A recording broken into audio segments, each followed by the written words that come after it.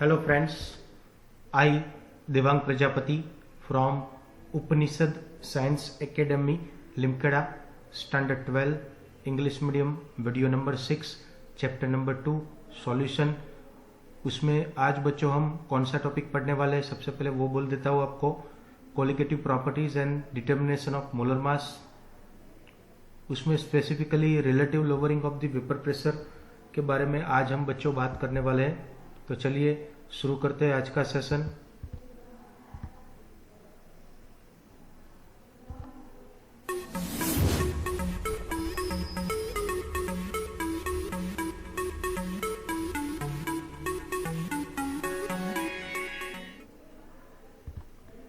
तो वीडियो को स्टार्ट करें उससे पहले बच्चों कि लास्ट सेशन में हमने क्या पढ़ा था वो देख लेते हैं।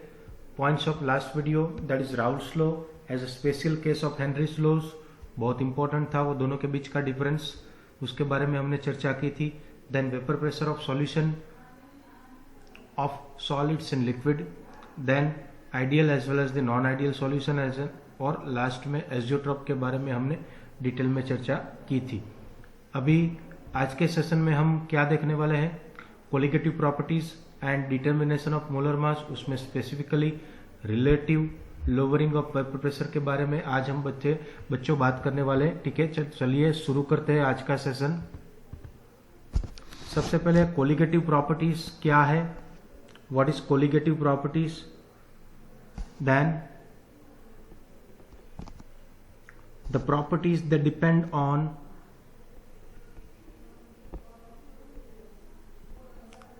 the properties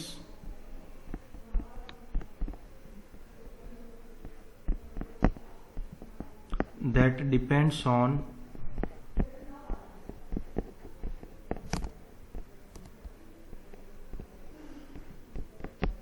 the number of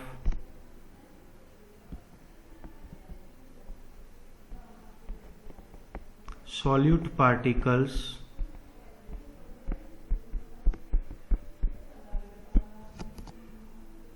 irrespective of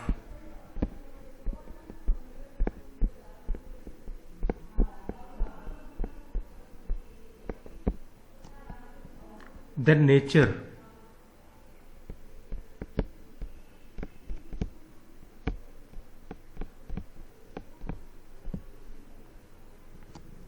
relative to the total number of relative to the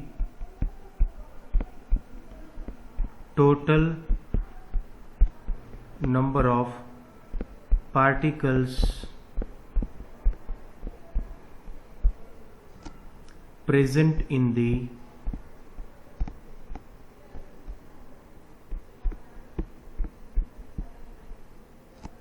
solution which are called as an colligative properties. यानी कोलिगेटिव प्रॉपर्टीज क्या है, the properties which are depend on the number of solute particles. वो solute particles के ऊपर dependent है, उनके कितने numbers है। इरिस्पेक्टिव ऑफ द नेचर, वो कौन सा नेचर है, विच टेंडेंसी इट हैज, उनके ऊपर डिपेंडेंट नहीं है। Okay, relative to the number of particles present in the solution, यानी बहुत सिंपल, कितने पार्टिकल्स उसके अंदर प्रेजेंट है, जो भी प्रॉपर्टी उसके ऊपर डिपेंडेंट है, ऐसी प्रॉपर्टी को हम बच्चों क्या बोलते हैं, कोलिगेटिव प्रॉपर्टीज। ओके, ऐसी प्रॉपर्टी को हम बच्चों क्या बोलते हैं, colligative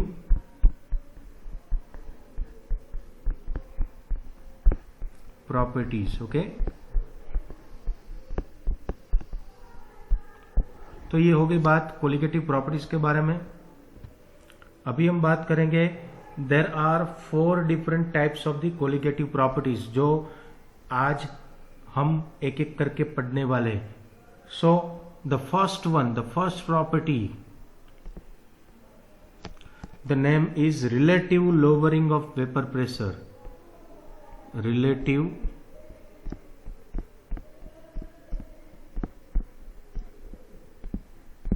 lowering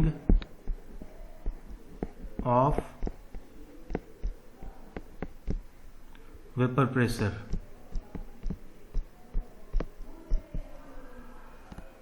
Then second property is elevation in boiling point. Elevation in boiling point. Boiling point में जो rise आता है. Okay. The third property is depression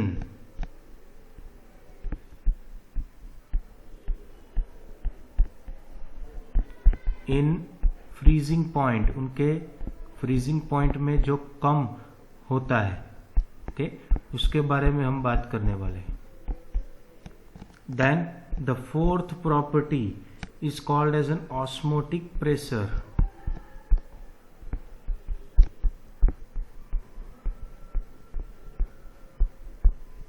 तो ये चार प्रॉपर्टी है, उसमें से चारों के नाम एक एक बार बोल देता हूं. सबसे पहले relative lowering of vapour pressure, फिर बाद में है elevation in boiling point, boiling point में जो राइज होता है. देन थर्ड वन जो है depression in freezing point, freezing point में कम डिक्रीजमेंट होता है. And then at the last osmotic pressure. उसमें से बच्चों आज हम डिटेल में relative lowering of vapour pressure के बारे में बात करने वाले हैं. तो चलिए शुरू करते हैं relative lowering of vapour pressure. So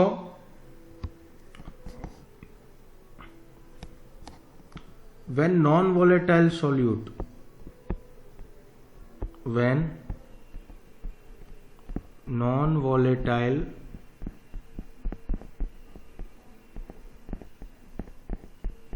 solute is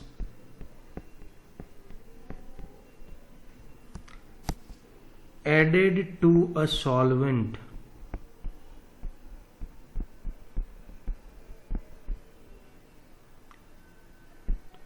यानी कि क्या नॉन वॉलेटाइल सॉल्यूट क्या है कि जो सॉल्यूट वेपर में कन्वर्ट नहीं होता है, ऐसा सॉल्यूट हमें लेना है. ठीक है, तो ऐसा सॉल्यूट जो है वो सॉल्वेंट के अंदर जब हम ऐड करें वो टाइम पे क्या होगा, उनका जो वेपर प्रेशर है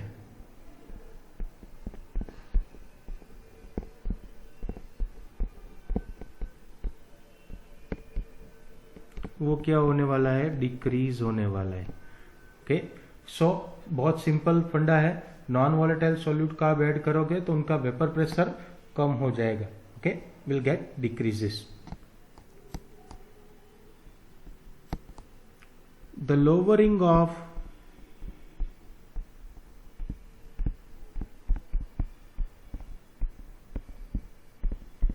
vapour pressure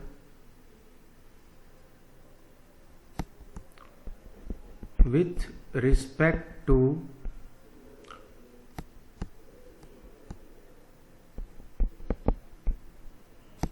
the vapor pressure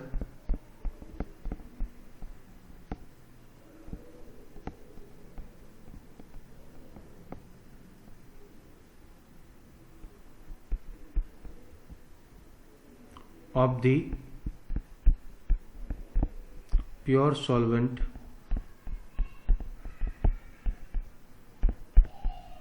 is called relative lowering in vapor pressure. यानी कि रिलेटिव लोअरिंग वेपर प्रेशर क्या है उसके बारे में अभी हम बात कर रहे हैं. The lowering of vapour pressure with respect to the vapour pressure of pure solvent. अगर हमारे पास प्योर सॉल्वेंट रहेगा उनका जो वेपर प्रेशर रहता है, ठीक है, वो थोड़ा ज्यादा रहने वाला है. पर जब हम नॉन वॉलेटाइल सॉल्यूट उसमें ऐड करते हैं और उसके बाद में जो सॉल्यूशन बनता है उनका जो वेपर प्रेशर है वो कम होता है, और उसी को हम क्या बोलते हैं, relative lowering in vapour pressure. फिर बात करें हम according to the Raoult's law, Raoult के लॉ के हिसाब से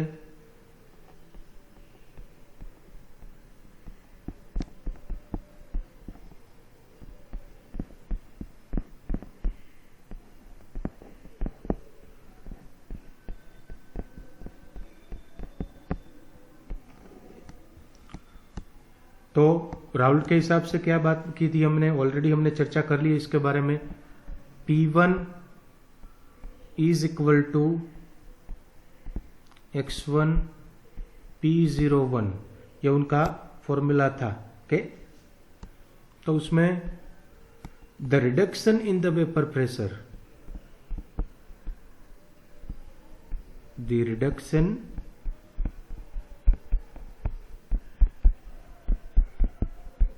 in the vapor pressure of solvent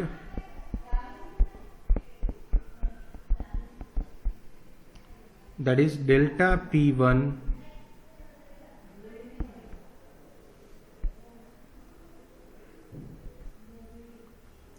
is given as, तो वो देखेंगे सबसे पहले हम delta P1 is equal to P01 minus P1। अभी ये फॉर्मूला है हमारे पास, इसको हम 1 नंबर बोल देते हैं, ये वाले फॉर्मूला को हम 2 नंबर दे देते हैं। और अभी हम क्या करेंगे, will keep the value of 1 number in 2 number. ये P1 की जगह सिंपल फंडा लगाने वाले हैं, keep put the value of 1 number in 2 number। तो चलिए वो रखते हैं। तो हमारे पास क्या मिलेगा, delta P1 is equal to P01 का P01 रहेगा, माइनस P1 की जगह हम लिखेंगे P01 x1। ओके, उसमें से P01 कॉमन निकालेंगे हम बच्चों, P01, तो ब्रैकेट के अंदर क्या बचने वाला है, 1, यहाँ पे कुछ नहीं, यानी 1 माइनस x1, और ये हो गया हमारा डेल्टा P1। अभी नोइंग दैट हमें एक चीज पता है, क्या, we know that कि सपोज कि हमें x2 फाइंड करना हो, तो उसके लिए हम 1 माइनस x2 करते हैं। ये कहाँ से आया, तो आपको पता होना चाहिए, x1 plus x2, suppose 2 component है, मोल फ्रैक्शन, तो दोनों का टोटल कितना होने वाला है, 1। ठीक है, तो उसमें x2 को आप सब्जेक्ट बना दो, तो x1 को सब्जेक्ट बना दो आप, x2 को बना रहे हो तो यहाँ पे 1 आने वाला है। ओके, 1 माइनस x1, और अगर आप x1 को सब्जेक्ट बना रहे हो तो 1 माइनस x2 आने वाला है। ठीक है, तो हमारा जो फॉर्मूला है डेल्टा P1 वो बन जाएगा, हम इसके बदले में क्या लिखने वाले हैं, x2, तो x2 P01, ये हो गया हमारा नया फॉर्मूला, थोड़ा रिड्यूस फॉर्म हुआ है, इसको हम नंबर 3 दे देंगे। Okay, now equation can be written as, यही फॉर्मूला को हम कैसे लिखेंगे, तो वो आपको बोल देता हूं, डेल्टा P1 अपॉन P01, और वो क्या बचेगा, x2, जो लास्ट वाला फॉर्मूला है हमारा, यही फॉर्मूला को हमने कैसे लिखा है, देखो यहीं पे एक बार बोल देता हूं कि डेल्टा P1 अपॉन, नीचे लेके आएंगे P01 को, और बचेगा क्या, x2। ओके, यही फॉर्मूला को यहाँ पे हमने लिखा हुआ है। फिर अभी x2 जो है, ओके, तो उसके बदले में हम क्या लिखेंगे, दैट इज डेल्टा P1 जो है उसको P01 minus P1 upon P01 का 1 और x2 इक्वल टू लिख सकते हो आप ऐसे, डेल्टा P1 यानी जो चेंज हो रहा है, ओके, उसके बदले में हमारे पास ऑलरेडी फॉर्मूला है डेल्टा P1 का।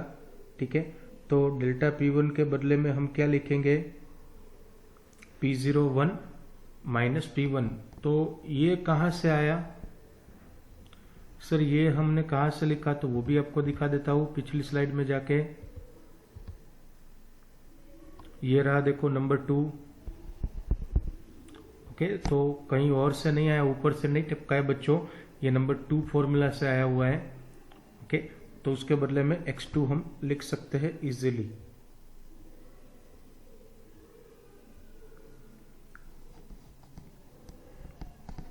फिर बात कर रहे हैं हम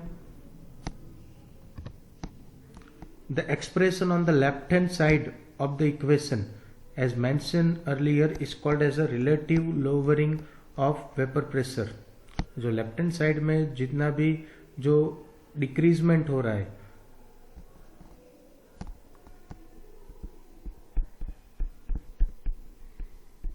उसको हम क्या बोलते हैं, relative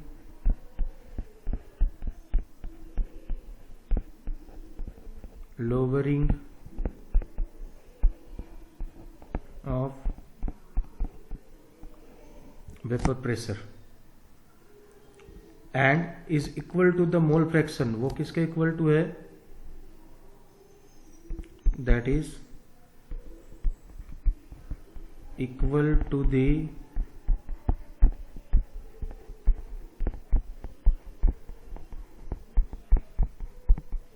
mole fraction.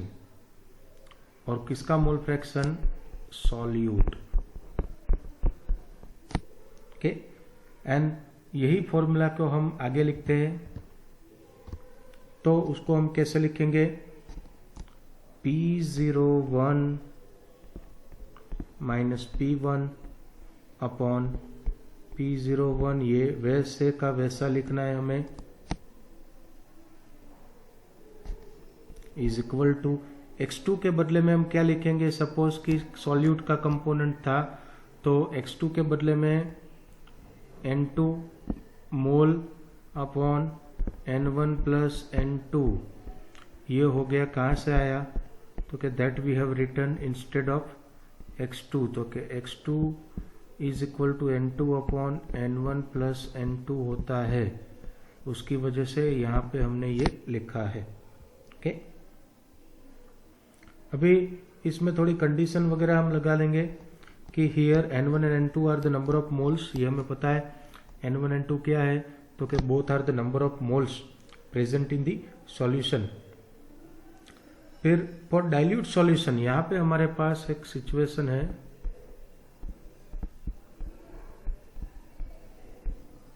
Dilute solution के लिए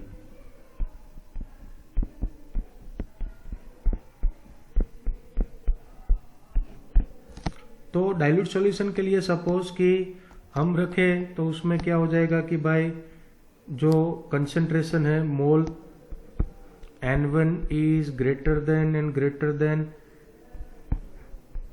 N2, ऐसी कंडीशन अगर हम अप्लाई करें, यानी हियर हैंस, तो हम क्या बोल सकते हैं, we are neglecting the N2 in denominator.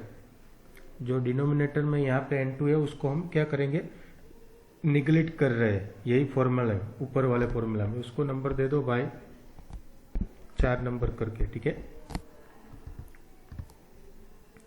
तो चलिए वो N2 को हम निगलेक्ट करते हैं, देन द फॉर्मूला क्या बनने वाला है, P01 minus P1 upon P01 is equal to, numerator में तो N2 को रखना है, हाँ भाई, उसको निगलेक्ट नहीं करना है, वो तो अकेला है।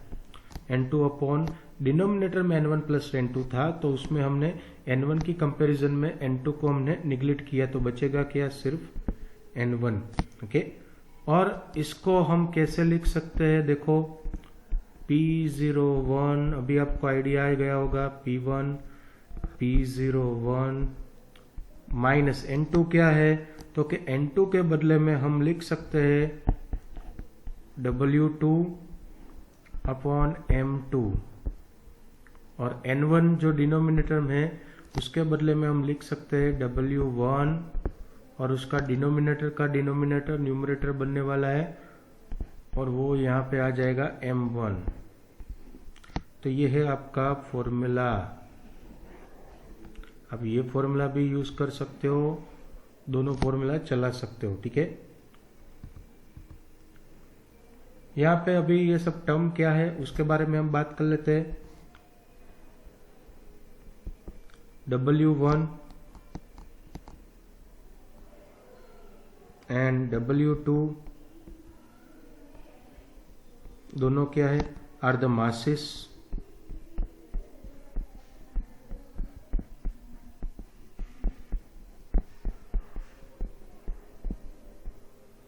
फिर बात करें हम M1 और M2, ये दोनों क्या है, तो कि भाई ये और कुछ नया नहीं पर मोलर मासेस है। ओके, और बाकी सब तो हमें पता ही है। तो ये है relative lowering of vapour pressure आज का टॉपिक। अभी हम एलिवेशन इन बॉइलिंग पॉइंट जो है, ठीक है, उसके बारे में आगे बात करेंगे नेक्स्ट वीडियो के फॉर्म में। तो आज के लिए इतना रखते हैं।